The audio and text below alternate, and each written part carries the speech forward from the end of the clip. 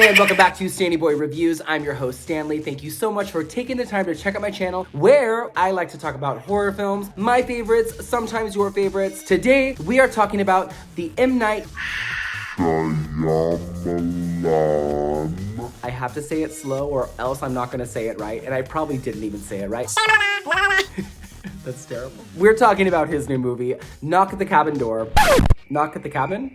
Knock at the Cabin? I don't even know what it's called. That movie. We are talking about his latest film. We're off to a great start. So go grab your favorite medieval weapons, prepare your favorite Bible verses, have a seat, I'm already seated, and let's get ready for the apocalypse, baby. This was bad.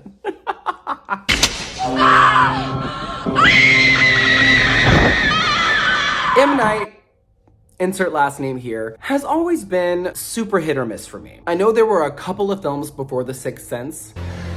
Please make them leave. I'm working on it. But it was that very movie that put him on the map, and I saw that one in theaters when I was 12, and it holds a very special place in my heart. I think it's very scary, I think it's very well made, I think it's one of Toni Collette's best performances. It's a good film. And then he followed that one up with Unbreakable. A weird, what I consider to be nonsense movie, but hey, it has an audience, somehow. And then came Signs, a slow burn alien movie done right, starring Mel Gibson before he went crazy. There's a monster outside my room. Can I have a glass of water? And again, I completely adore that film. And then there was The Village. No thank you. From 2006 to 2013, I couldn't tell you anything about the movies he made aside from the titles, perhaps. Sorry. Although I did love the idea of The Happening, but that was a movie where nothing happened. Although I did love the opening. I do feel like he had to come back in 2015 with The Visit. Would you mind getting inside the oven to clean it? Split was fun. Don't worry, he's not allowed to touch you. Until it became a sequel to Unbreakable. And Old was a complete show catastrophe. I couldn't even tell you. Dad, why are you looking at me like that? What a mess. And that brings us to 2023. Yes, I'm perfectly aware that I kind of just gave you a rundown of the M. Night, insert last name here, directorial history, but sometimes we need a history lesson, so you're welcome. Knock at the Cabin is based on a novel called The Cabin at the End of the World that was published in 2018 by Paul Tremblay. And the script was originally written by duo Steve Desmond and Michael Sherman before M. Night gave it a rewrite, taking over for the previous attached director and adding it to his 2-picture deal with Universal under his Blinding Edge Pictures banner, Old being the first of those 2 movies. I am very close right now. Let me back up just a little bit. Holy shit. There we go. Casting took place from December 2021 to July 2022, long process, and filming took place from April through June of 2022 in New Jersey. It would be the fastest screenplay that M. Night ever wrote or adapted, and also only the second of his films to receive an R rating after The Happening. On Rotten Tomatoes, it has a 67%. On Metacritic, we are looking at 63 out of 100, and the film itself had a budget of $20 million, and as of today, it has grossed just barely $50 million. Now, I know you're all just dying to know where I stand with this one, so let's just get into it. But I would like to say that I did not read the book, although I am a firm believer that if a book is adapted into a film, that it should stay as faithful as possible to the source material. Or else don't try, don't bother. But from the reviews that I have read, it did pretty good. I still should probably read the book myself, I just haven't gotten there yet. I will. Anyways, let's do it! Knock at the Cabin Door. Is that what this movie is called? Hold on. Knock at the Cabin. Oh my god. I should probably know the name of the movie I'm reviewing. Knock at the Cabin is about a gay couple named Eric and Andrew, played by Broadway cutie Jonathan Groff and man of the moment Ben Aldridge, who have taken their young adopted daughter, Wen, played by Kristen, last name I'm going to also butcher, Coy? Sorry. To their remote family cabin for a getaway. While catching grasshoppers in the forest, a large giant of a man that looks like a toe, named Leonard, played by former wrestler David Batista, approaches her. My name's Leonard. And informs her that he will need her help and the help of her parents to save the world from the forthcoming apocalypse. It doesn't take long before 3 more strangers emerge from the surrounding forest, wielding very strange handmade weapons, and Wynn then runs to tell Daddy Eric and Daddy Andrew about what's happening, but of course, the strangers break in. There is a woman carrying something that looks like a pick with a chain and a mallet head.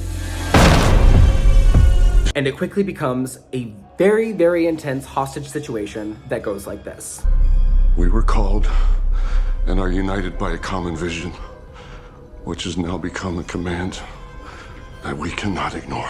Basically, it's what you have seen in the trailers nonstop since these trailers have started appearing over the last couple of months. What the trailers did not show you is this. The family must sacrifice one of their own. And if they don't, the strangers will have to sacrifice one of their own.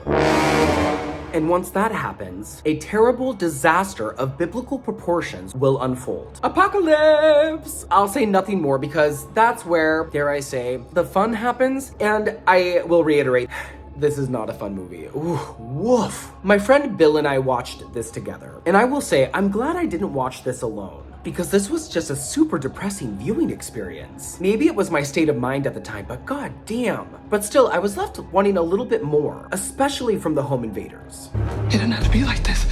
There's a string of flashbacks throughout the movie, and I kept telling Bill, I kept turning to him and saying, wouldn't it be nice if these flashbacks were about the people breaking into the house and not about the gay couple? Otherwise, honestly, they could have removed the flashbacks altogether and the movie would have been tighter. It would have been a little bit more cohesive, at least in my opinion. Now, I've seen better apocalyptic movies, like The Divide from 2011. That's a good movie about the end of the world. Holy shit. It's frightening, it's scary, it's brutal, character-driven. So good. Completely different atmosphere entirely.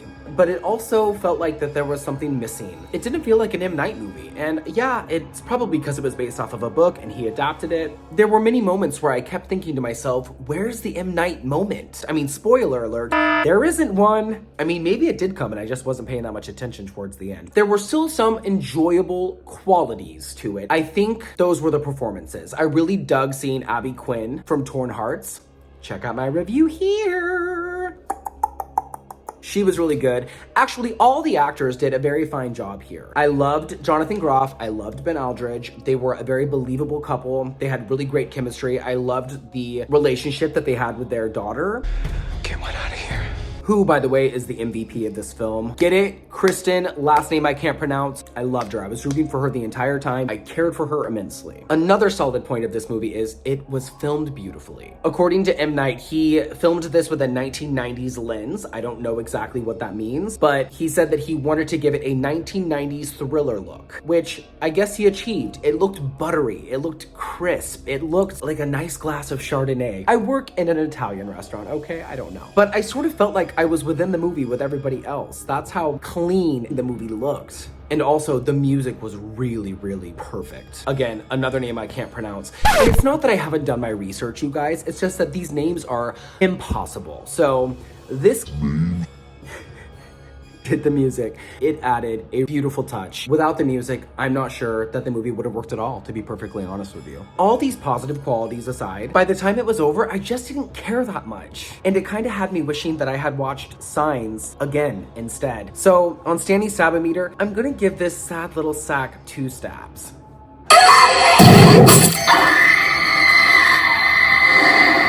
That's just because there are better end of times movies out there. Like I said, The Divide, Take Shelter, A Quiet Place, WALL-E. M. Night himself said that this was the fastest script he had ever written, and yo, it shows. It makes me want to read the book and see just what he might have left out, or see if the book is any better, because the book has gotten rave reviews, and the movie, not so much. So maybe I'll make that a goal of mine, to read the book once I stop watching Brokeback Mountain on repeat, because that's just where I'm at in life right now. I wish I knew how to quit you. Why don't you just let me be, huh? I've been saying these last few weeks, okay? So what do you think, guys? Did you watch Knock at the Cabin Door at the End of the World?